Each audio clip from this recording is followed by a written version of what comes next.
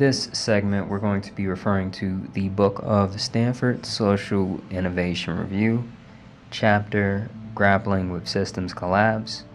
And our translators are Liz Rudy, Tom Glacier, and Rachel Reichenbach. Okay.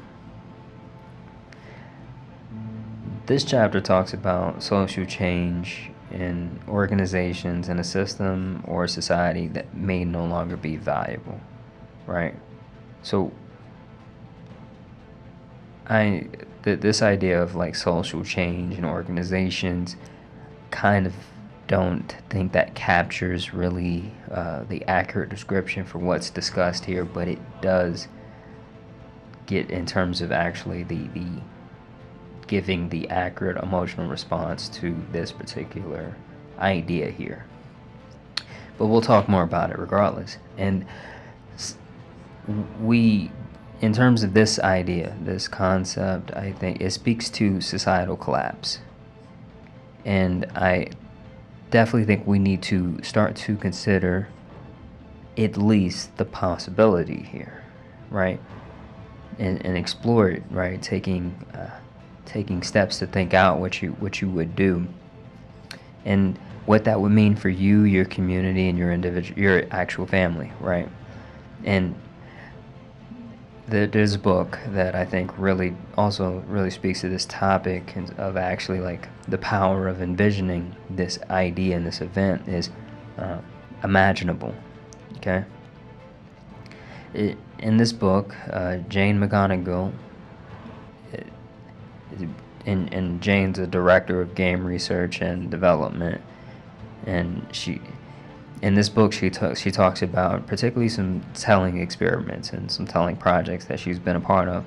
And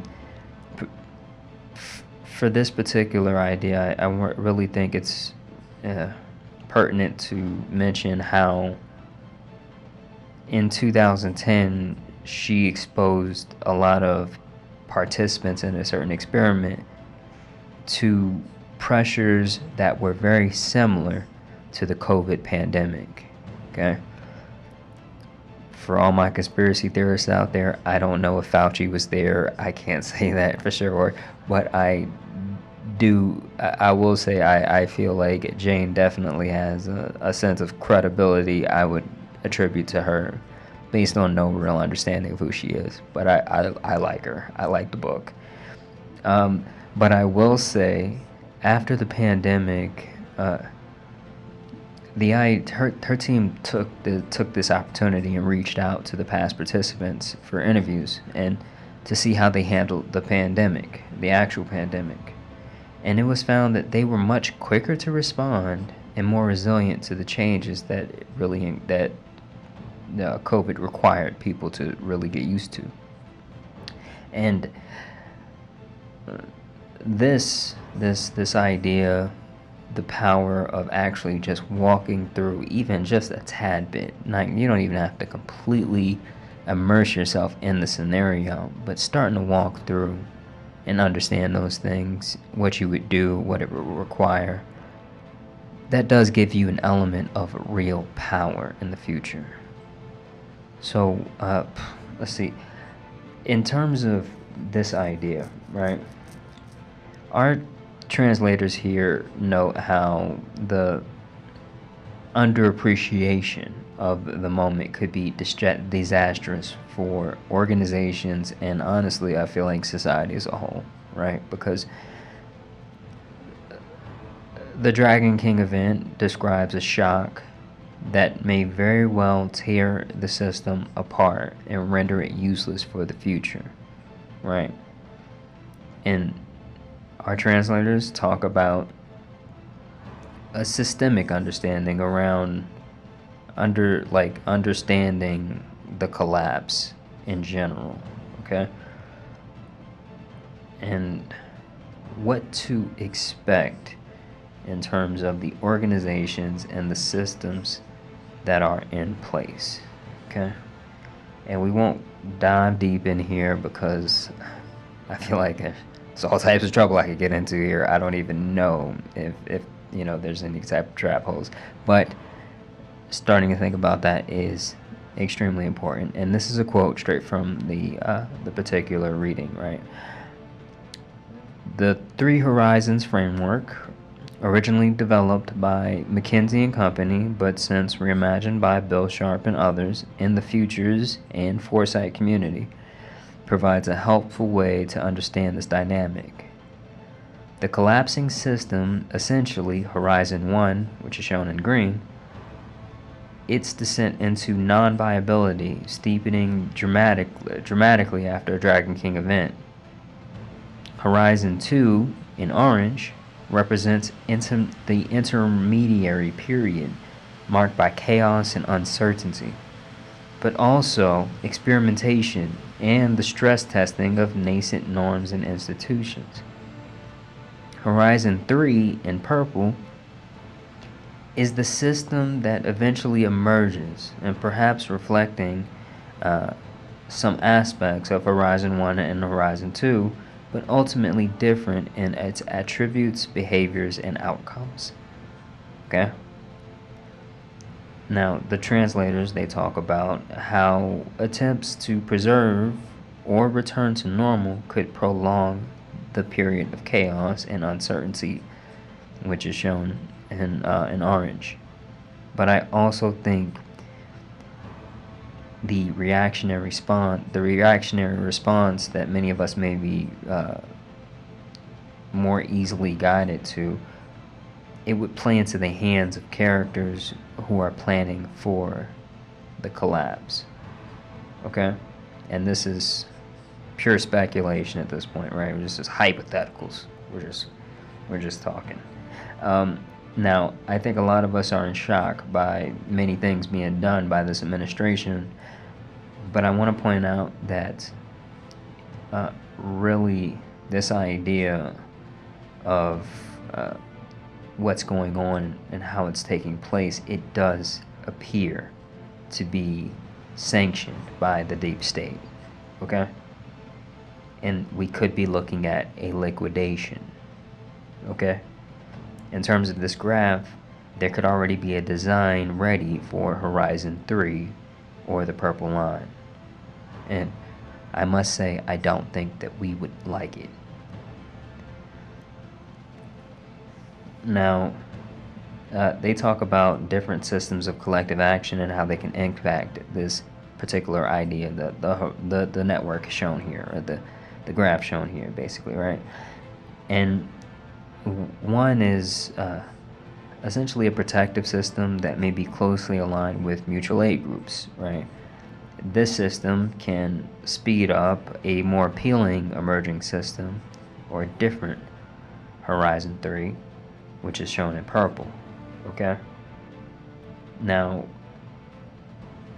this could, like, in terms of people who don't understand what actual mutual aid groups are, it's essentially just groups of people, communities organizing and creating systems already, right? So these people would essentially be more resilient in scenarios like a Dragon King event, but also more willing to understand and be moving into a Horizon 3 rather than trying to uphold a failing system.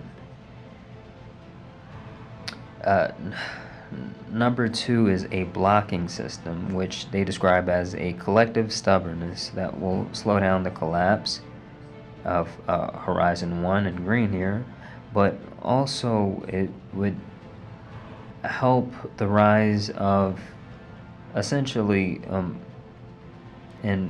it may help the rise of more appealing systems or slow down the rise of less appealing systems, okay? That depends on the resistance, of course, okay? And this is essentially just not being obedient, okay? So not necessarily just going along with the flow. And you can obviously see how that would slow down Horizon 3. And this is the third system they talk about is a disruptive system. And this can be described as really a collective protest.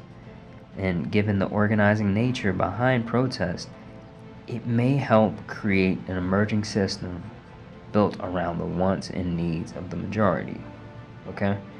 You get together in a protest, you have to organize. When you organize, you're already talking amongst each other, the people around you, the neighbors. The understanding, the collective already kind of starts to have they already start to kind of build the Horizon 3 unconsciously. So we have that. But now the last one, which is a creative system. It sounds a lot like the Foundry, okay? And it's built around the just imagination and designing of an appealing system that can even be more appealing than the collapsing system as a whole. And this is something that we understand that society's failing. I don't think people are willing to push back on the idea that we live in a sick society. We need a new system, regardless. Okay? And that is something that we should certainly start to grow to understand. Okay? And that's very much the spirit that I really started to design the Foundry in. So, even like I said, even if you just look at the Foundry and pick from it what you like and what you don't like, or if you just want to kind of have conversations about creating your own system, I'd totally be open and willing to do that, depending on just how much I got going on at the moment. Okay. Now, also, I think we should be aware of this, the increase in possibility that we're looking at today, right? Because I've seen just a few things just now now definitely things are kind of definitely going off the rails, but I've been seeing things build up to this moment in general, right? There's a few things I want to mention here. One, politicians caring very little about how they are perceived by the public. Okay?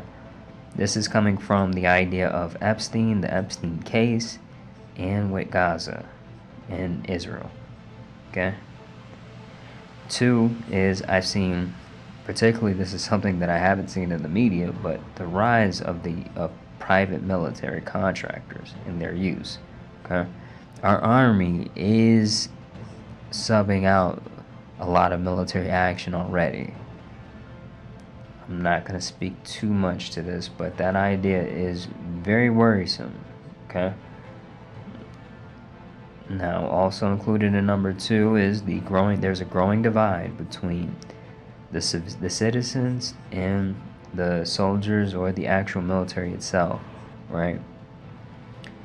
We have a tremendous gap in understanding our civilians understanding the soldiers, right? But also just understanding how we're guided in our morality when we take action versus how our country is guided. It is insane, and that goes back to the element of just, I guess, Gaza in general. But kind of starts to speak to that like a little bit, I'll say. And for number 2, there's an increase in military budget, right? This is despite the clown show that Doge was.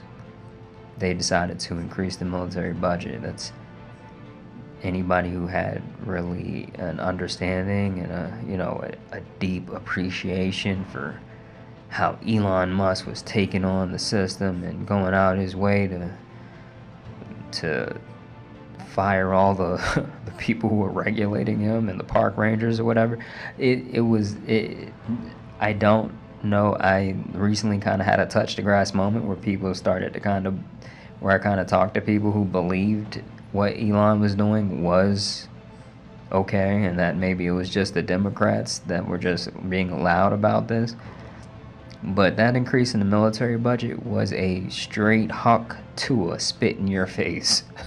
That was not that was when we're talking about corruption, corroding a system that's corroding. The the Department of Defense, they give our money to the like 1/4 to 30% of our defense, but of the contracts they give out go to the same five defense contractors. Those same five defense contractors are like have homes in Washington, right?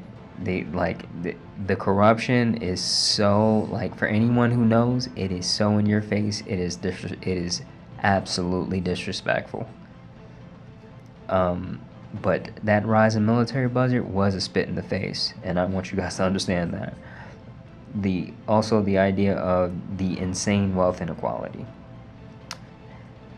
It's getting out of hand. It's getting completely out of hand, especially when you think about the rise of private military and contracts and what that could essentially lead to. Um, Also, the rise of private equity and BlackRock. They are literally devouring towns. It is not like they are able to, right? It's like they don't have any real regulations or meaningful regulations to worry about in a lot of cases. They're just doing it, and it is disgusting what they're able to do. Check out More Perfect Union, and just private equity in general. And this idea of Palantir and the weird tech bros, right, and Doge in general, but Palantir getting this power, I want you guys to understand something. The FBI got a lot of power under J. Edgar Hoover. They didn't have to disclose that. That was not disclosed to the public when they increased the power of their surveillance system, right? They don't have to necessarily, like, we hear about things and it disappears in the news, but those things are very like those things have those things continue in terms of how they live and what they do. And in this renaissance, I think we need to at least contemplate this idea of societal collapse and loosen our reliance on really a government, particularly when they're just allowing the quote-unquote world's richest man to buy the president. And I say quote-unquote because I'm just like, the more seasoned, really rich people, they're gonna know how to hide their money in foundations and different nonprofits or whatever. They know how to get around certain things like taxes. Elon Musk might be just he new to the top 10 Forbes list and really view that as some kind of status symbol or something, but he doesn't. I don't think he really understands a lot about how this idea works. But he does have friends. He has friends that definitely understand power. They don't, and they understand that when you get to a certain level of wealth, power shouldn't be seen. Like, that's the concept. Very, very different. But in any way, this guy going to quote-unquote buy the president and cosplay as an elected official and fire government workers while he's pretending to fight corruption, that's, I mean, if you're a government worker that was fired, you should view your country betrayed you. That's what happened. That's what that was. That was a betrayal. It was a bipartisan betrayal. That was not, oh my God, the Republicans, they don't even care. No. That was bipartisan. That was a betrayal. Like, that was the safeguards to keep you employed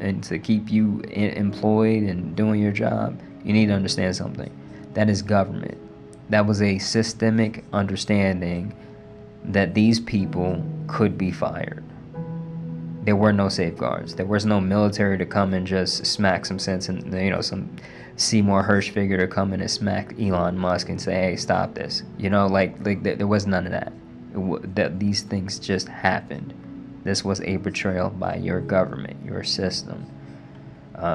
Trying to go back and revive this system may not be worth it, especially when we look at what happened in in Gaza in general. It's a very disgusting system that we have in place, and it may not be fixable. But at the very least, we need to think about what happens if it does collapse and what we would do. And like I said, even if you don't agree with the Foundry concept, I'm going to invite you to take a look at it, and also subscribe to my Substack, where you have the option to also get my paywalled articles around the Foundry research and development section. Okay, I think that I'm non-biased, but I think those are the best articles ever written, ever.